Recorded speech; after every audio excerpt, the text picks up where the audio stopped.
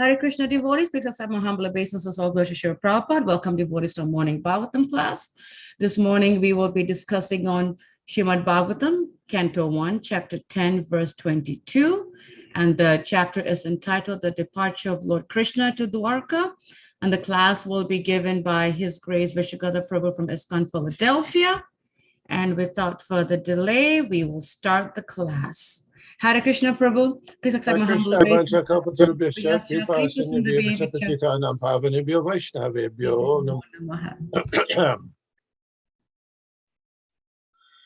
Jai Radha Madhava Kunja Bihari Jai Radha Madhava Kunja Bihari Gopi Jana Vallabha Giri Varadhari Gopi Jana Vallabha Giri Varadhari Jashodanandana Braja Jana Ranjana Jashodanandana Braja Jana Ranjana Jamuna Tira Vana Chari Jamuna Tira Vana Chari Jai Radha Madhava Kunja Bihari Jai Radha Madhava Kunja Bihari Gopi Jana Vallabha Giri Varadhari Gopi Jana Vallabha Giri Varadhari Jashodanandana Braja Jana Ranjana Jashodanandana Braja Jana Ranjana Jamuna Tira Vanachari Jamuna Tira Vanachari Jai Radha Madhava Kunja Bihari Jai Radha Madhava Kunja Bihari.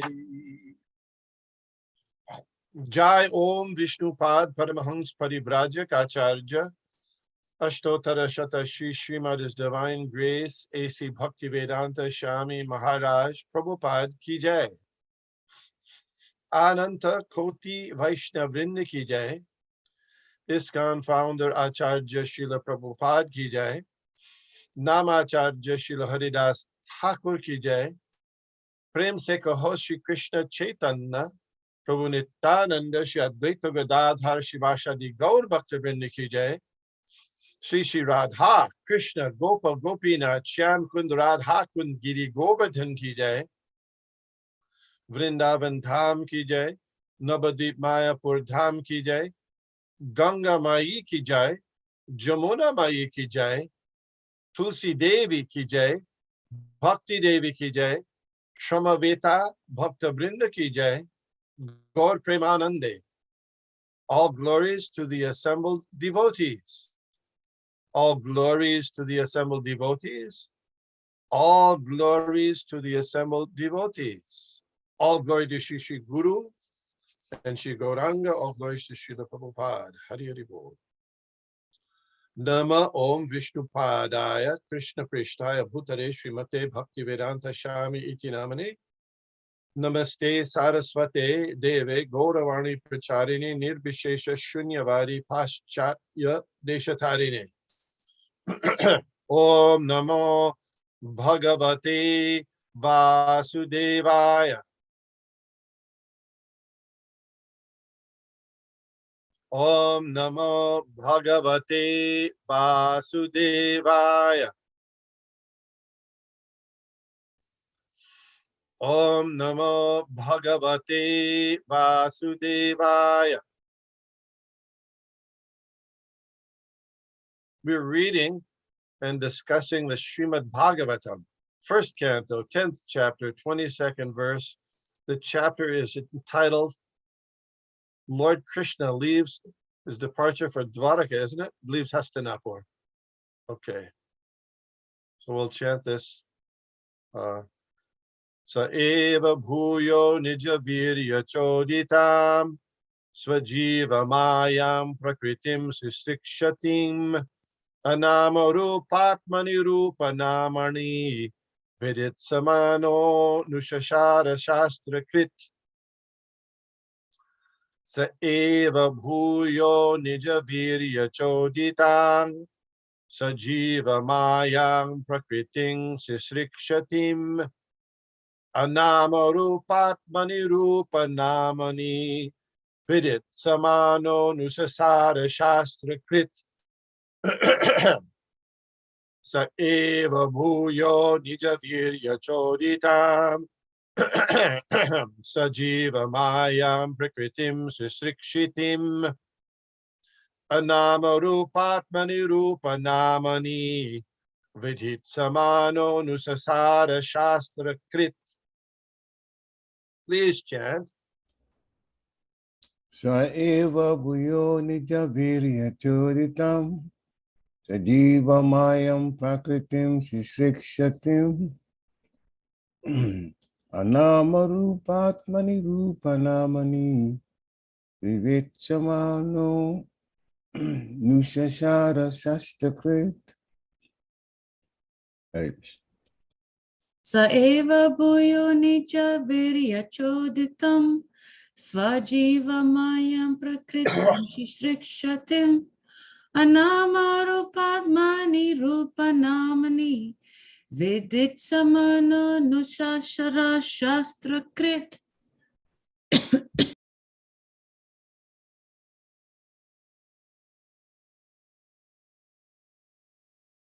Any other brave souls?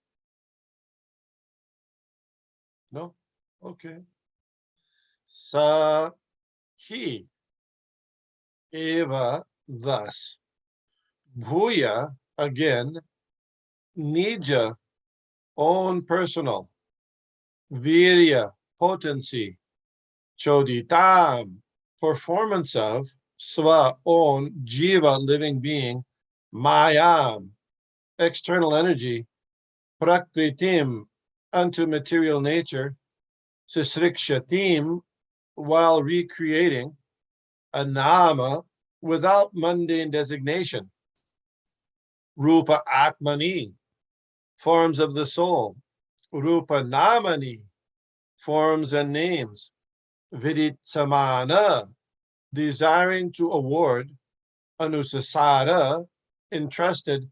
Shastra Krit, the compiler of revealed scriptures. Translation. The personality of Godhead, again desiring to give names and forms to his parts and parcels, the living entities, placed them under the guidance of material nature. By his own potency, material nature is empowered to recreate. Purport. The living entities are parts and parcels of the Lord. They are of two varieties, namely Nitya Mukta and Nitya Baddha. The Nitya Muktas are eternally liberated souls, and they are eternally engaged in the reciprocation of transcendental loving service with the Lord in his eternal abode beyond the manifested mundane creations. But the Nitya Baddha, or eternally conditioned souls, are entrusted to his external energy, Maya, for rectification of their rebellious attitude toward the Supreme Father. Nitya Baddhas are eternally forgetful of their relation with the Lord as parts and parcels. They are bewildered by the illusory energy as products of matter, and thus they are very busy in making plans in the material world for becoming happy. They go on merrily with plans, but by the will of the Lord, both the plan makers and the plans are annihilated at the end of a certain period, as above mentioned. This is confirmed in the Bhagavad Gita 9:7 as follows: O son of Kunti, at the end of the millennium, all living entities merge into my nature, and again, when the time of creation is ripe, I begin creation by the agency of my external energy. The word bhuya indicates again and again. That is to say, the process of creation, maintenance, and annihilation is going on perpetually by the external energy of the Lord. He is the cause of everything, but the living entities who are constitutionally part and parcel of the Lord are forgetful of the sweet relation, are given a chance again and again to get rid of the clutches of the external energy and to revive his living beings consciousness. The revealed scriptures are also created by the Lord. The revealed scriptures are also created by the Lord. Vedic literatures are the guiding directions for the conditioned souls so they can get free from the repetition of creation and annihilation of the material world and the material body. The Lord says in the Bhagavad Gita, this created world and material energy are under my control. Under the influence of Prakriti, automatically they're created again and again. And this is done by me through the agency of my external energy. Actually, the spiritual spark living entities have no material names or forms. But in order to fulfill their desire to lord it over the material energy of material forms and names, they are given a chance for such false enjoyment. And at the same time, they're given a chance to understand the real position through the revealed scriptures. The foolish and forgetful living being is always busy with false forms and false names. Modern nationalism is the culmination of such false names and false forms. men are mad after false name and form. The form of body obtained under certain conditions is taken up as factual, and the name also taken bewilders the conditioned soul into misusing the energy in the name of so many isms. The scriptures, however, supply the clue for understanding the real position, but men are reluctant to take lessons from the scriptures created by the Lord for different places and times. For example, the Bhagavad Gita is the guiding principle for all human beings. But by the spell of material energy, they do not take care to carry out the programs of life in terms of the Bhagavad Gita. Srimad Bhagavatam is the postgraduate study of knowledge for one who has thoroughly understood the principles of the Bhagavad Gita. Unfortunately, people have no taste for them, and therefore they are under the clutches of Maya for repetition of birth and death. Let's look at that verse again. The personality of Godhead, again, desiring to give names and forms to his parts and parcels, the living entities, placed them under the guidance of material nature. By his own potency, material nature is empowered to recreate. Om Agyana Timidantasya Gyananjana Shalakaya Chakshurun Militam Jena Tasmai Shri Gurave Nama Shri Chaitanya Manobhishtam Stapitam Jena Bhutale Swayam Rupa Katah Mahyam Dadati Sha Pandantikam Jai Shri Krishna Chaitanya Prabhu Nityananda Shri Advaita Gadadhar Shivashadi Gaur Bhaktivinoda Hare Krishna, Krishna Krishna, Hare Hare, Hare Rama, Rama Rama, Hare Hare. Thank you very much for attending this class.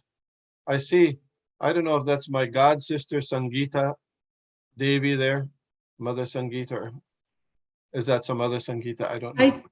I'm assuming it's Sangeeta from Hershey, if I'm not mistaken. Okay. Anyway, welcome. Anyway. Just a couple of things in the beginning here. You know, who is saying this? Who is saying this? This spiritually thoughtful verse.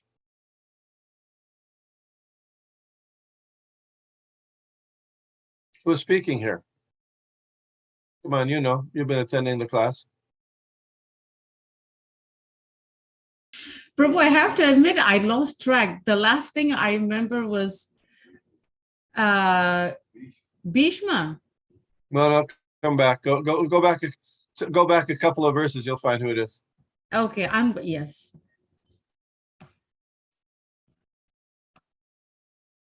Okay, not that.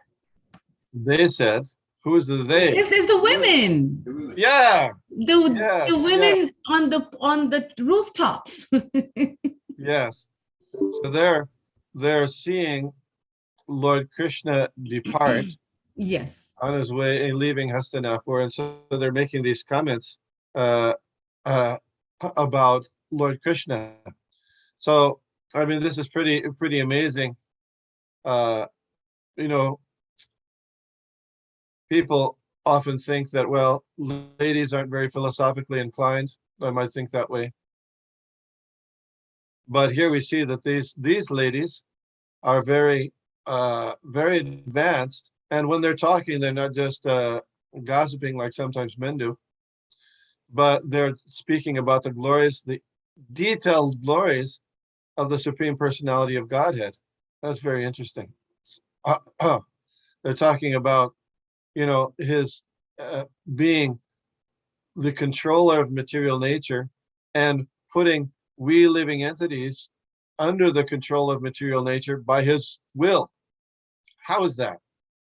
Why would God want to put the living entities who are spiritual?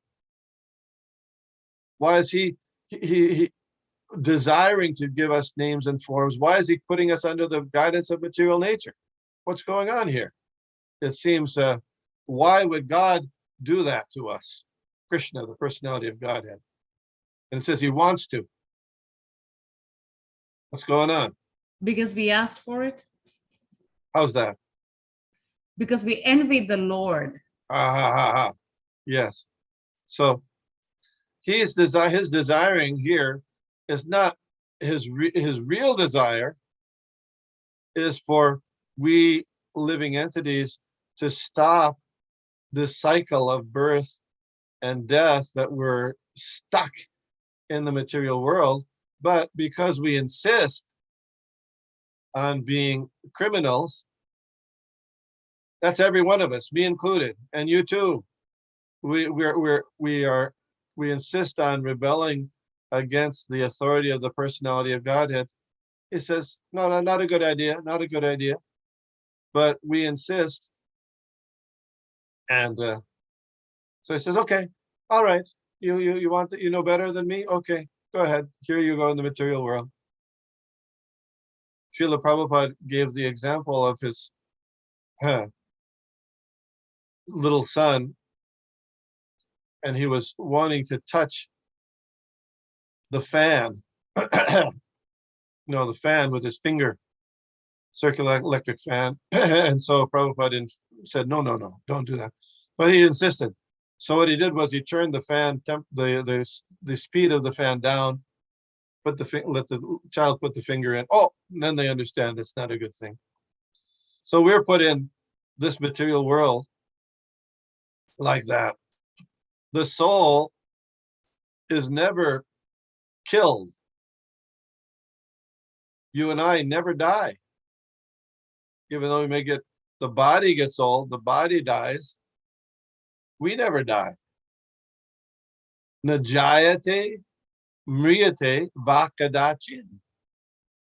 The soul, for the soul, there's never, jayate means birth, namriyate, no death, kadachin, at any time. And dehi no spin yata dehe komaram yovanam jarat tha dehantara praptir dhiras tatra namukhyati. As the embodied soul, you and I are passing through this in this life from childhood to youth to old age, then the soul also goes into another body at death. So a person who's in spiritual consciousness isn't bewildered by that. But we, nitya baddha living entities, we're bewildered by the shapes and forms that we take in this material world, and therefore so many difficult, scary, terrifying events happen in our life, but without consciousness of the spiritual level. Spirit soul. So Srila Prabhupada mentions that there's two kinds of varieties of living entities, the nitya mukta and nitya baddha. You've heard this before. So my question to you is, if someone is nitya baddha, and nitya means eternally, then how can the purpose of this material world is to be rectified?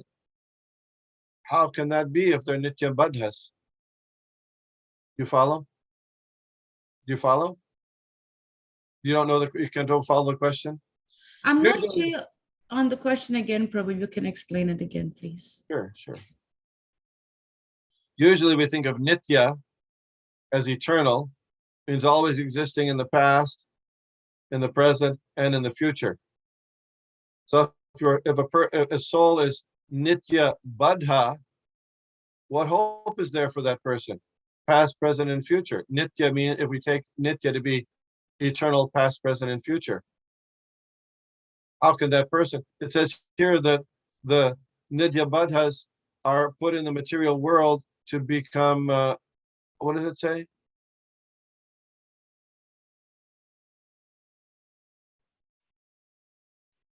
Plan makers? No. Yeah. They are entrusted to his external energy, Maya, for rectification of the rebellious attitude towards the Supreme Father. So if they're nitya baddhas, what hope is there for rectification? You follow? Oh. The mercy of the Lord is also available all the time. What's that? the mercy of the Lord is also available. So then are they Nitya Baddhas or not? Well, Nityabada until they get the mercy of the Lord. So how do you explain that? Well, there will be exceptions. Okay. Otherwise, we could never become devotees ourselves. That's true. So the sense of Nitya in this case is different than we usually have it. We usually are aware of it. Usually we think of Nitya, the soul is Nitya, Ajo, Nitya. Nitya means eternal. So we usually take Nitya as being always existing in the past, present, and future, right? That's usually the way we take Nitya. But in this case, Nitya Baddha, this Nitya is understood differently. Different Nitya. Just like according to the context, the Sanskrit word Atma can mean soul, mind, intelligence, body. See, according to the context, we understand the word. So this understanding of Nitya means, according to Srila Prabhupada, that it's been, that the soul has been encased or ensnared in material energy for so long, we can't remember, you can't find out where it started so long back. But it doesn't mean that a Nitya Baddha cannot become a Nitya Siddha. You follow? You follow? So it's a different meaning of Nitya in this context. Otherwise, there's no meaning to this idea that a person can be rectified. If a person is rectified, then they can go from a Nitya Baddha to a Nitya Mukta. And there are examples of that in the Shastras, Srimad Bhagavatam. We already read about Narad Muni, who is an eternally liberated soul now, but at a certain point he was a Nitya, he was in the Baddha condition. Then he became Narad Muni. So you follow this. Okay. Yeah. So the whole arrangement of the material world is geared to make, by the Lord, is geared to make the living entities go from Nitya Baddha to Nitya Mukta. How do you do that? Well, Maya arranges it so that no matter what plans we make, we can't become happy. There's unlimited plans you can make in life. Think about it. When you were a kid, you thought, wow, if I just get this to eat, or I get a good grade on my paper. What did you think when you were a kid about how to become happy? Get good grades and become a doctor or a lawyer or an engineer. Yeah. So many. Then we get some money, get a nice car, have a nice partner, have a nice house, be in charge of your family or your corporation or your group of people. So these things, these plans we make for happiness to adjust the material world. We've been making these same kind of plans for lifetimes and lifetimes. How long has it been going on for? Millions and millions of years, and still we don't get it. Maya is very powerful. Maya is every time, we go from one body to the next, And the same business is going on. Make more plans for adjusting material happiness for pleasure. We don't get the pleasure. We think other people might get the pleasure, but even Lord Krishna says in Bhagavad Gita, nobody can achieve peace or happiness through the adjustment of material life. Not possible. Sorry. One side, that's bad news for us who might be struggling to be successful in that way. But on the other side, it's good news because our real happiness lies in, as Prabhupada says, in reconnecting in love with the Supreme Personality of Godhead. These other attempts are primarily distractions that Maya Devi is doing, is enchanting us with, that's her service, just to distract us from our real purpose, which is try to understand our relationship with the Supreme Lord. It's something like the government, they fund both the prison and the universities. Although nowadays they don't give as much funding to the universities, they give more funding to the prisons. But they fund both. So is it the government's wish that you go to prison, even though they're funding it very much? Is it the government's wish that you go to prison? No. But they both are part of their program, and the purpose of the prison is to take care of those rebellious souls and supposedly rehabilitate them to become good citizens again. That's us.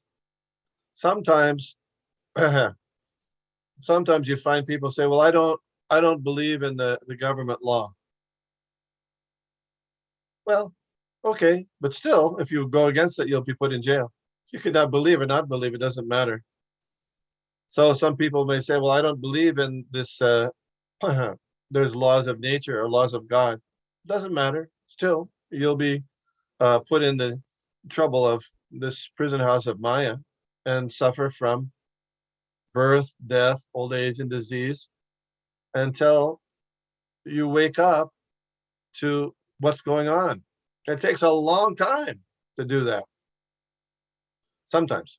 But very easily it can happen if one gets the mercy of a liberated Nitya Mukta pure devotee. Then it's possible in this one life to make a solution to that problem.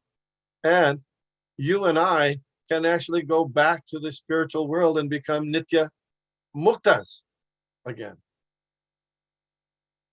This is very nice. So there's a couple of things that reminded me here. Very busy making plans in the material world to become happy. They go on merrily with this plans. Merrily, life is but a dream, right? They go on merrily with these plans. But by the will of both the plan maker and the plan maker and plans are annihilated at the end of a certain period as above mentioned. So, there's different annihilations. What there are different what annihilations mentioned in the scriptures do you know?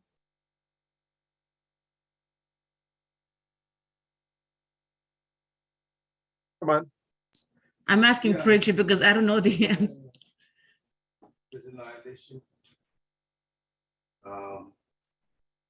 There's annihilation when Lord Brahma goes to sleep, partial Yeah. annihilation. And then there's total annihilation when Lord Brahma dies. Yes. After how many of his years? My God. 311 trillion 40 billion years. That's his Long 100 time, years. It's 100 years. Yeah. So there's also a partial annihilation in between each Manu. There's 14 Manus in a day of Brahma. and each one, Lord Brahma gets he takes a little nap or gets a little tired, and then, so in that period, there's a partial annihilation, sometimes up to the Earth planet. But as Parikshit Prabhu very well said, at the end of the day of Lord Brahma, which is 4,320,000,000 years, there's a dissolution, a destruction. And what happens to the living entity, you and I, at that time? Yeah, there's merger. Where do we merge? Lord Vishnu, Which Lord Vishnu? Gaudakshay Vishnu. Garbhadakshay Vishnu, yeah. So we merge there. And how long do we stay there in Garbhadakshay Vishnu's? To the next day? Yeah, so it's the Lord Brahma's day and night are the Yeah. same duration. 4,320,000,000 years. We're there sleeping in a sleeping state in the body of Garbhadakshay Vishnu. Can you imagine that? 4,320,000,000 years in a sleeping condition there. My God. Now, sometimes in the Western world, we say somebody dies and they're put to rest, right?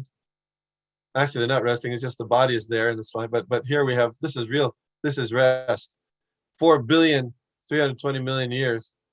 That's at the end of Brahma's day. And so for 4,320,000,000 years, there's that's the night. And then we come out again. We come out again, and you'd think that we might have figured something out or learned something after all that time, the last 4 billion years of during Brahma's day. But we come out again, and we do the same old story. We're like addicts. So one reason, one symptom of an addict is as soon as they get up in the morning, what do they have to do?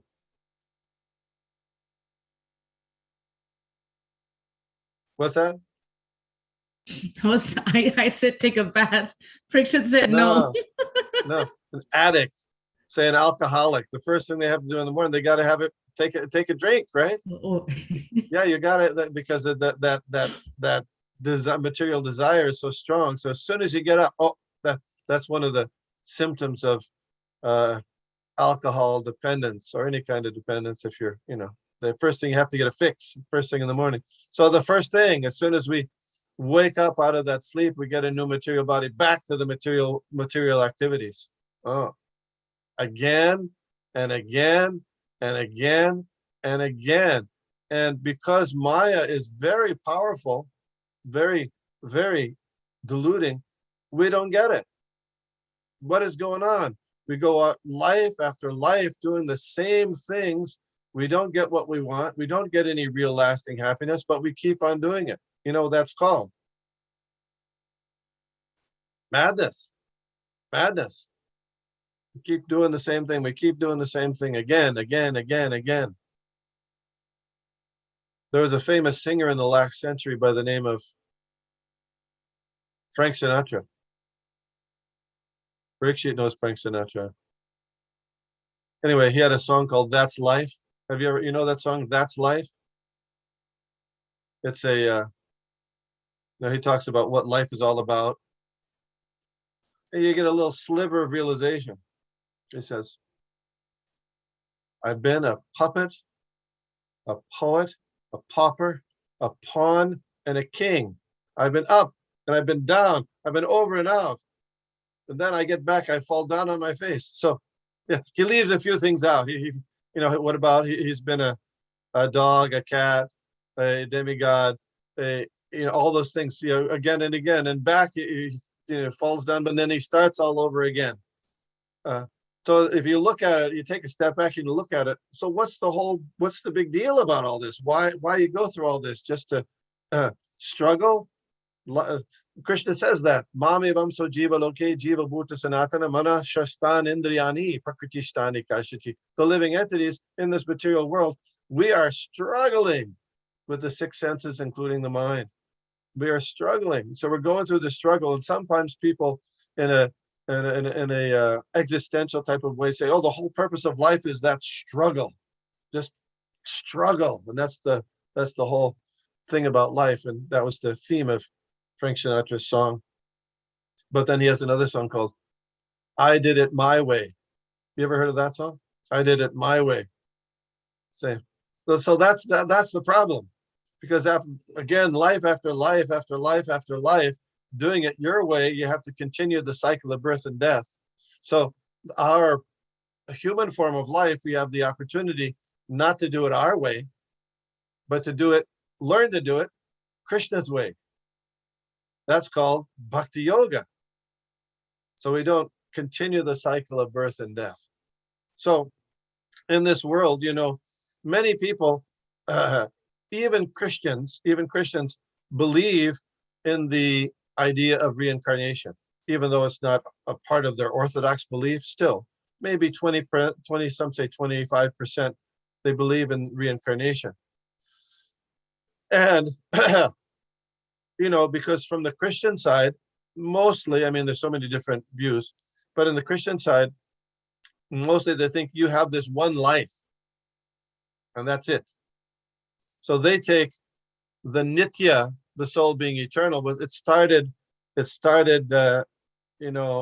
the time of conception. They don't say it existed previously. This is their orthodox system. And then you'll go on. But you have one chance in this life, and then after that, you go to heaven or you go to hell, and that's it. So people who are that seems like you get one chance and you blow it. Wow, what kind of mercy is that? As Parikshit Prabhu was saying, Krishna is very merciful. God is merciful. We call him Dina Bandhu, very a friend to the fallen. Even if you make a mistake, you still have a chance. So people are attracted to the idea of reincarnation. But what is some of the lessons you can have from reincarnation if you know that you're going from one life to another life to another life? What's some of the things that you can gather from that? What's some of the realizations that should be inherent in that understanding? That no matter how much we plan and we make plans, we make arrangements, it's temporary because we're not the controllers. Yes, whatever our arrangements and plans are, it's not gonna last. So then, and another thing, if we understand that something is being reincarnated, it's certainly not the body. So one of the beginning lessons for someone who can appreciate reincarnation is that you're not the body, right? You're not the body. So if someone has an appreciation that there's reincarnation going on, the next step should be, oh, I'm not the body. And since I'm not the body, let me figure out and understand and try to understand and research, who am I? And does this process of reincarnation just go on indefinitely, like Frank Sinatra was talking about? Or is there a purpose, a meaning to it, an ultimate purpose, and can you get out of it? So these ladies here, they're highly advanced souls being on the earth planet at the same time as Lord Krishna and having his association there and seeing him leave. If we had that opportunity, that would be wonderful. But they're showing us this transcendental knowledge, even though they're not celebrated ladies. They're just ladies in the palace there at Hastinapur. So some interesting things here. In this pastime, the ladies are up on the palace, on top of the buildings, right, watching Lord Krishna leave. And Srila Prabhupada previously made comments about purda. Did you remember this?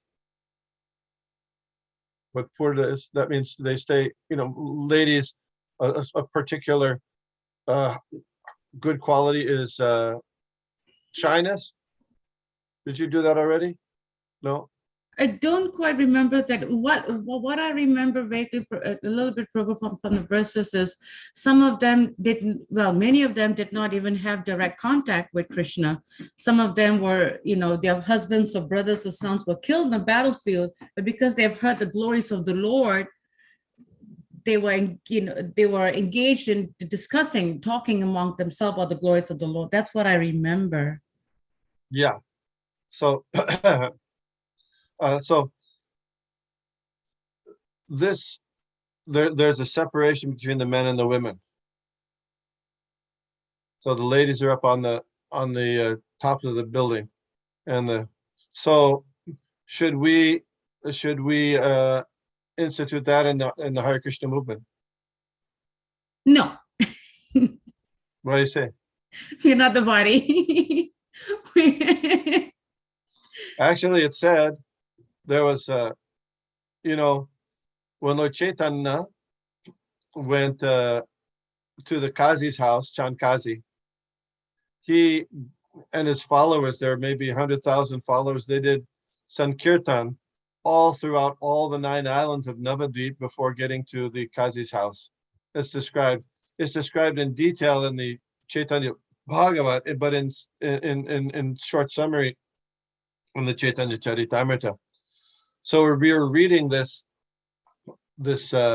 part of the Chaitanya Charitamrita, and it says there that the ladies, old men, children, all they were there also offering obeisances like in Dandavat to Lord Chaitanya. So then I asked, "Oh, the ladies, where are they? The ladies, where are they?"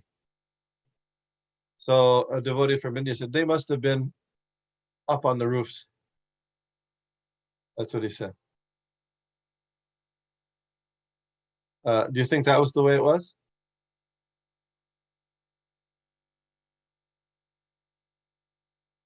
I don't know. Yeah, it doesn't specifically say. It doesn't, yeah. I don't remember it saying so specifically that they were on the rooftops. In this pastime, I mean. Yeah, in this pastime it is, but uh, in that In the pastime, Chankazi, yeah, the one that you're talking about, Lord Chaitanya. yeah. So Lord Chaitanya, he had his lady followers. They would offer obeisances, but not very close, but from a slight distance. But there's no evidence that they were on a rooftop away. Sometimes somebody said, "Oh, they must have been in their houses dancing or offering obeisance from their houses." I don't find any evidence of that at all. In fact, once it was that the person in charge in New York City, when they had the New York Rath Yatra, they wanted to prevent the ladies from dancing during the parade, citing this. So, uh, in the Krishna consciousness movement, there is separation. One side ladies, the other side gents. But we don't find any example of Srila Prabhupada not having the ladies participate in the kirtan, having them be on the roof during the Rath Yatra parade. Did Srila Prabhupada ever give that instruction? No, No. Prabhu. In fact, I was about to even share that I've seen so many pictures of Srila Prabhupada walking, in his morning walk and such walks. And I always have pictures with Mother Jamuna close to him, Mother Malati, like close to him. Like I've seen that so much. They were not separatists per se, like at the back. Yeah. So, I mean, this isn't the particular focus of this verse, but stepping back, people interpret it in different ways. We don't see, during kirtans and the Sankirtan movement, there was always ladies and gentlemen involved in the chanting of the holy names together, and that might be an adjustment from the Vedic period to now, but still, that was something very common. Srila Prabhupada did not prohibit or say stop that kind of thing. So nowadays, if this happened with Lord Chaitanya, the ladies would probably not be on the roof. They'd be chanting and dancing in front of nearby, not close, but close enough to Lord Chaitanya to get his darshan and offer obeisances there from that distance. An interesting point here. Maya Dyakshena Prakriti Suyate Sacharacharam Hetunane Nukanteya Jagad Viparivartate. Lord Krishna says that this material energy is working under my supervision. He says it's Durga, or is the material energy, Maya, is a thankless task. But she's a devotee, but she's doing a thankless task in this material world, having to keep us bound up. That's your job, to make sure that, no rascals, imposters, get into Vaikuntha, because they'll cause trouble. So, we're always, people in this world, we're always making plans for material enjoyment, how we're going to maximize our material pleasure. So the way to purify that is to make plans how to serve Krishna, how to serve Lord Chaitanya, how to increase our Krishna consciousness. Those kinds of plans work. They will be consistent with our spiritual development. And even if we're making plans how to make progress in spiritual life, you know what's going to happen? Maya is going to even get in the way of those plans. It's a fact. And that's for to develop our more sincerity. Even when we make a plan for Krishna service, sometimes things get messed up. So Lord Krishna, through his energy, Maya, or directly himself, is just testing to see how sincere and serious we are about Krishna consciousness. We could take up devotional service and then, this happened, my parents didn't like it. Okay, well, I can't do it anymore. Okay, but so Maya's function there, under Krishna's direction, is sometimes to give trouble to devotees, to purify their taint of material desire, so that they can become more sincere in their desire to serve Krishna. That's another aspect here. I know that happens. It happens for me all the time. I was counseling people who are addicted. I mentioned addiction before. So oftentimes, people, they're addicted to a drug or alcohol, and the way they stop using regularly is when they have to go to prison. You know that? So here we have, they go to prison. If they can't get access to it there in the prison. So then they come out, and usually they have to go into a halfway house or something. So I'll interview them about what are their plans for remaining clean and sober. And unless they have a really good plan, unless they're actually very, very good plan, in 2 or 3 weeks, a month, maybe at most, they're back to using every day. You can see it like clockwork. It works. Same thing. Unless we're really serious in our devotional service to make progress in Krishna consciousness, to please Krishna, vyavasayatmika buddhi ekeha kurunandana. Those who are on this path are resolute in purpose, and their aim is one. What is that aim? To go back to Godhead. Yeah, to please Krishna, and that way go back to Godhead. Yeah. So in order to free ourselves from this entanglement, an elaborate, long entanglement in material life that's been we've been stuck in for millennia. It takes focused desire, focused attention, focused energy.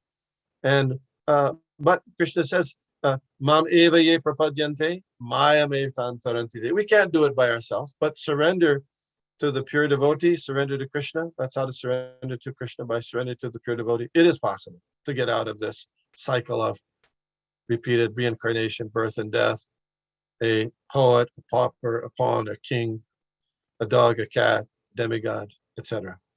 Thank you. Hare Krishna. Hare Krishna, Prabhu. Thank you for such a wonderful class. Actually, as you were speaking, I have a question, Prabhu. So when you were speaking about Maya, being a servant of the Lord, but at the same time, she is there to help us, to see how much we are attached to our desires. And I think you also mentioned that even in devotional life, she pops up, to test us. And is it safe, Prabhu, to say that even when we are performing devotional service, when we are attached to the service, like you said, a tinge of attachment or a tinge of material desire, attachment to the service, that sometimes when it's taken away from us, it's a test, or is it like Maya was part of it, or does she not exist when it comes to devotional service? Well, we take it that it's Krishna's arrangement. Yeah, Either through Maya or Krishna directly. It's the same. It's Krishna's arrangement. I mean, that's healthy. It may be Maya, but Maya is ultimately arranging by Krishna. So we take it to be healthy in our consciousness. We have to take it as Krishna's arrangement. Thank you for clarifying, because I've heard both, and I'm happy that I asked that question. So that, because I've heard, whenever something doesn't happen, oh, it's Krishna's mercy. And I've heard devotees, but how can be Krishna's mercy if it's devotional service? Why is it taken away from me? So, and then when you mentioned, and the way you said it, that Maya is a servant of the Lord, then it kind of pieced the puzzle together. It can be through her, like you said, but it's the Lord's arrangement. Thank you, Prabhu. That was a clear clarification. Thank you so much. Any questions from devotees? Any thoughts? Any questions? Any reflection? I'm going down the list to see if there's any questions here. Prabhu, and another question is, as you were speaking with, we've been here so many lifetimes, and yet we repeat the same cycle. As you're saying it sounds so tiring. Yeah. It's But still, we're very enthusiastic, and this time we'll get it. This time we'll do it. We'll get what we want in material. Yeah. And exactly. The child, they're so enthusiastic. Usually, 3, 4, 5-year-old, they're running around to get what they want. Yeah, that's Maya's system. Forget everything. Forget it. You don't remember all those things you tried the same old thing before. Try it again. Get enthusiastic again. It's not going to work again. Next time. Okay, next time. It sounds so exhausting. How can we come to that realization, Prabhu, that, because I sometimes I think, like you're talking about the Christians, right? Like we think that this is one lifetime, this is the one thing, you have from birth till death, and you fix it or you break it, kind of a thing. And sometimes, even though we understand that we've been here for so many lifetimes, yet we take this lifetime for granted, knowing that we've been here so many lifetimes. How can we really remind ourselves that this is crazy? I don't know. Just by doing that, just like you're doing. From comparing to Christians, the Christian viewpoint. I mean, we do say something similar to the Christians. So they say, well, you've got this one life. Well, we say yes. Durlabha manava janma satsange. In this human form of life, you have the opportunity. So it's a very, on one hand, it's very a unique opportunity, the human form of life, because there's 8,400,000 species. So we say something similar, but not exactly the same. And how to how to get focused on that? Well, we continue to hear it. That's Srila Prabhupada would always talk about, oh, yes, there's 8,400,000 species. Now take advantage of this human life. Now you've got it. You don't know when you're going to get it again, another human form of life again. There's a devotee said something down here. What is that, chat? Is it because we keep forgetting our past lives that we start the process over and over again? That's one ingredient, yes. But, there are people, there's something in the Vedas called Jati Smaran. Jati Smaran. Jati Smaran means someone who has recollection of their previous lives. So there are people who, for whatever reason, they have some recollection of a past life, and they're researchers. There's an institute in the University of Virginia where they did lots of research. They have thousands of cases of people who had memories of past lives, getting shot, getting drowned. Usually the people died a sudden, often painful death. But they follow those people, and they're not more spiritually minded or spiritually than the regular population, which is very interesting. So I was thinking about that.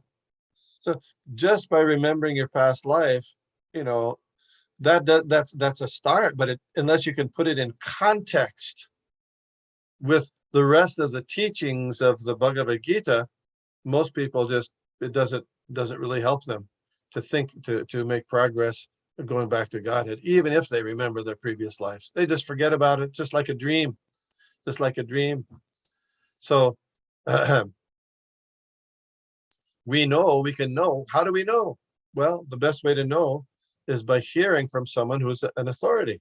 Yeah, we've been around a long time. I might not know the specifics. You might know some specifics.